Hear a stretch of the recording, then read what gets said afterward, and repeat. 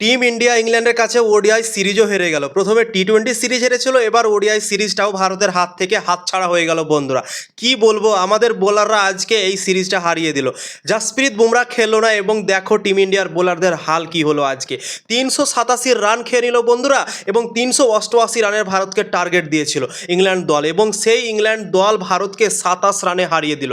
আমাদের ব্যাটাররা অনেক চেষ্টা করলো এই ম্যাচটা জেতানোর, কিন্তু ব্যর্থ হলো বন্ধুরা। কেননা লাস্ট মুহূর্তে পিচটা অনেক স্লো হয়ে গিয়েছিল, লাস্ট মুহূর্তে শট মারা অনেকটা কঠিন হচ্ছিল আমাদের ব্যাটারদের, তাই জন্যই লাস্ট মুহূর্তে অনেকগুলো উইকেট হারিয়ে টিম ইন্ডিয়া 27 রানে এই ম্যাচটা হেরে গেল বন্ধুরা। যদি আমাদের জাসপ্রীত বুমরা আজকে খেলতো তাহলে কিন্তু ইংল্যান্ড এতগুলো রান করতে পারতো না এবং আমাদের টিম ইন্ডিয়া হয়তো এই ম্যাচটা জিততে পারতো।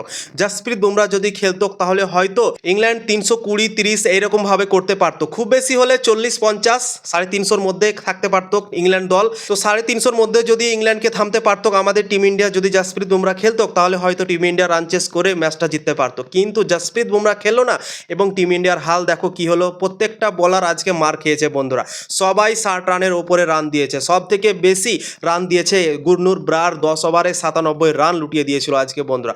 এই ম্যাচটা হারার কারণই হচ্ছে আমাদের বোলাররা। ভাই বোলাররা এত জঘন্য বল করবে সত্যি ভাই ভাবেনি। লাস্ট 20 বলে 80+ মতো রান খেয়ে নিয়েছিল, সেখানেই তো ভাই ভারতের কাছ থেকে ম্যাচ বেরিয়ে গিয়েছিল।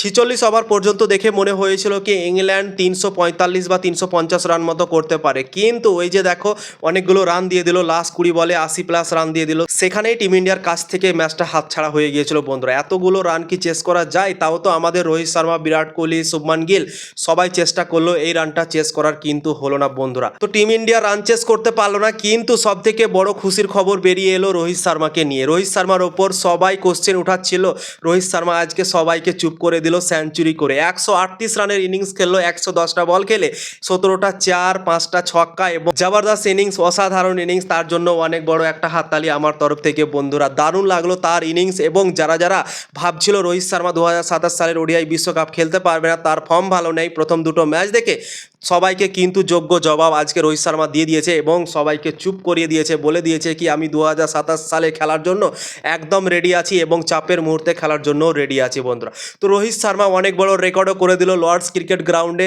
ভারতের প্রথম প্লেয়ার হয়ে গেল রোহিত শর্মা যে লর্ডস ক্রিকেট গ্রাউন্ডে সেঞ্চুরি করলো বন্ধুরা। ওয়ানডে ইন্টারন্যাশনাল ক্রিকেটে কোনো ভারতীয় প্লেয়ার সেঞ্চুরি করতে পারেনি লর্ডস ক্রিকেট গ্রাউন্ডে, কিন্তু আমাদের হিটম্যান রোহিত শর্মা সেখানে সেঞ্চুরি করলো এবং ওয়ানার্স বোর্ডে রোহিত শর্মার কিন্তু নাম লেখা হবে বন্ধুরা।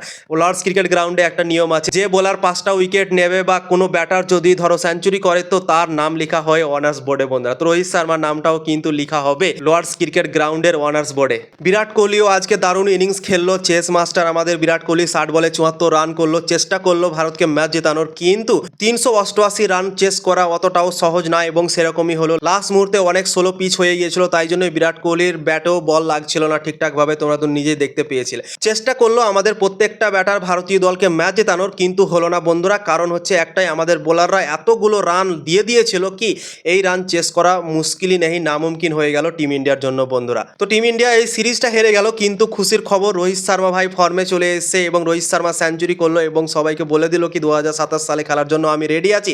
বিরাট কোহলিও রেডি আছে বন্ধুরা, ব্যাক টু ব্যাক দুটো হাফ সেঞ্চুরি করে। তো রোকো ইজ ব্যাক, রোকোকে নিয়ে কোনো সন্দেহ এখন নেই বন্ধুরা। সত্যি অসাধারণ লাগলো, ভারত ম্যাচ হারলো কিন্তু এই দুজন রান পেলো তো সত্যি অনেক ভালো লাগলো।